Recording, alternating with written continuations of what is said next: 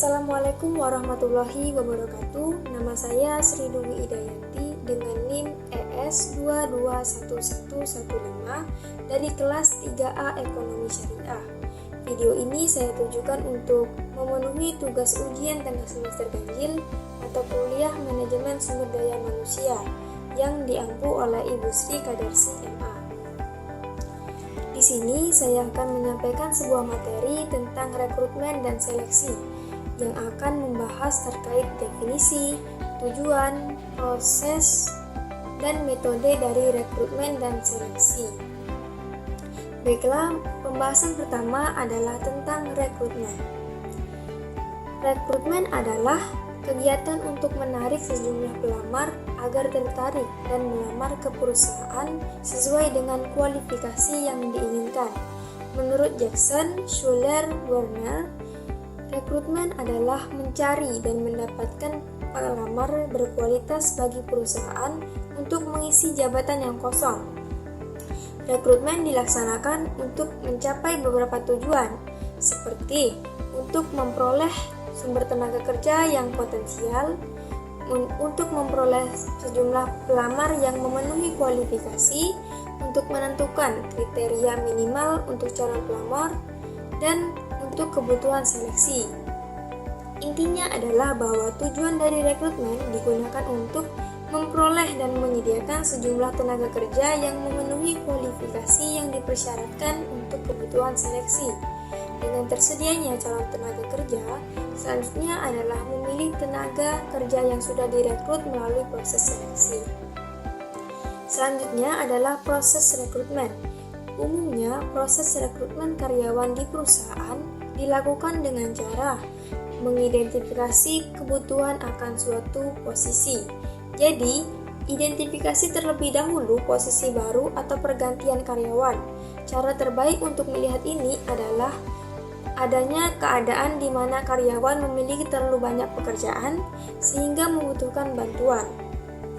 Setelah proses identifikasi yang sebelumnya dilakukan sekaligus mendeskripsikan pekerjaan untuk posisi tersebut, selanjutnya adalah membuat perekrutan berdasarkan informasi tersebut. Kemudian melakukan publikasi pengumuman rekrutmen. Ini dapat dilakukan melalui offline seperti penyebaran brosur dan pamflet. Dapat pula melalui media massa online seperti media sosial. Setelah publikasi lowongan kerja disebar, selanjutnya adalah meninjau lamaran yang masuk dengan menyeleksi kandidat berbeda. Pelamar dinilai berdasarkan syarat yang dipenuhi untuk selanjutnya dihubungi kembali oleh perusahaan. Kemudian jadwalkan wawancara kerja dengan mereka untuk melakukan perbandingan antara satu dengan yang lainnya. Jadwalkan pula wawancara kedua dengan kandidat paling berkualitas yang sebelumnya tersaring dari wawancara pertama. Setelah itu, periksalah referensi dan latar belakang kandidat dan pilihlah kandidat yang paling berkualitas. Kemudian buat penawaran sesuai dengan kemampuan dan hasil pemeriksaan referensi sebelumnya, serta negosiasi rincian gaji dan tanggal mulai masuk kerja. Setelah benar-benar mendapat kandidat yang terpilih, lakukanlah penyambutan karyawan baru. Jaga hubungan baik dengan karyawan baru dan tetapkan seorang mentor yang akan memandu karyawan tersebut untuk bekerja. Ada dua metode rekrutmen.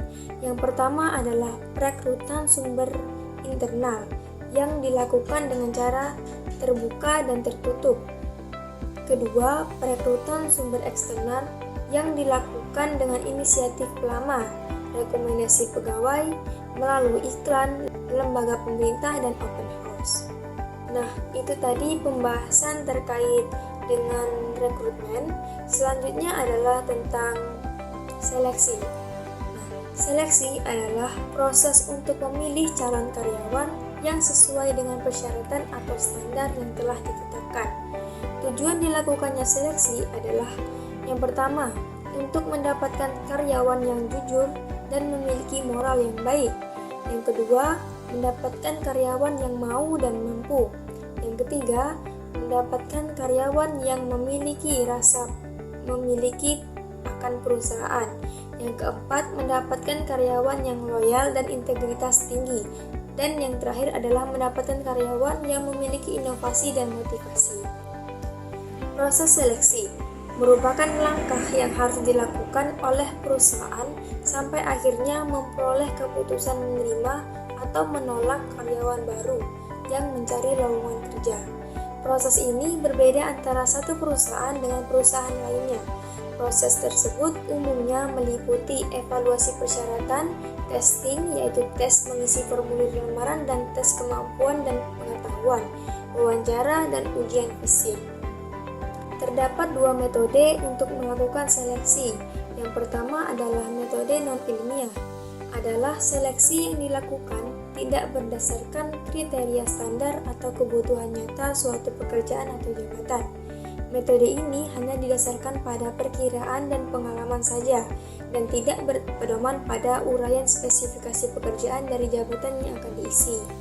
Unsur yang diseleksi berupa surat lamaran, ijazah sekolah, penampilan fisik pelamar, atau surat keterangan kerja. Metode kedua adalah metode ilmiah. Metode ilmiah adalah metode yang didasarkan pada spesifikasi pekerjaan dan kebutuhan nyata yang akan diisi dan berpedoman pada kriteria dan standar tertentu. Dengan unsur yang dilihat adalah metode kerja yang sistematis, berdasarkan analisa jabatan, berorientasi pada kebutuhan karyawan dan prestasi kerja. Contoh seleksi dan rekrutmen, misalnya pada suatu masa sebuah perusahaan membutuhkan tenaga kerja untuk mengisi lowongan yang kosong. Kemudian perusahaan tersebut membuka perekrutan yang dapat dilakukan melalui online atau offline. Nah, setelah perekrutan dibuka dan disebar, kemudian pelamar akan melamar untuk bekerja. Kemudian perusahaan akan menyeleksi kandidat-kandidat, kemudian sampailah terpilih kandidat yang benar-benar berkualitas dan sesuai dengan visi dan misi dari perusahaan tersebut. Baiklah, sekian penyampaian materi dari saya. Terima kasih atas segala perhatiannya. Saya akhiri. Wassalamualaikum warahmatullahi wabarakatuh.